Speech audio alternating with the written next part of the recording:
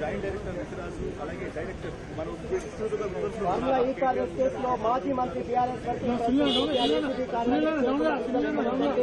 దీని మీద మనం చూడొచ్చు. ప్రస్తుతం ఏసీబీ కార్యాలయం లోపలికి తన కాండాయి వెళ్తుంది. ఏసీబీ కార్యాలయం లోపలికి వెళ్తున్నటువంటి కేటీఆర్ ని మనం చూస్తూ ప్రస్తుతం ఈ కాంగ్రెస్ కేసులో రెండోసారి ఏసీబీ విచారణకు కేటీఆర్ ఆగుకోవడం జరిగింది. మొదటి నుంచి కూడా ఈ ఫార్ములా కాంగ్రెస్ కేసులో కేటీఆర్ పై అనేక అభియోగాలు కూడా కనిపిస్తున్నాయి.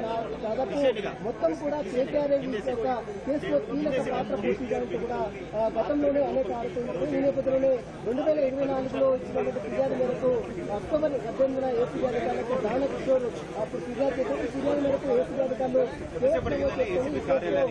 దాదాపు 13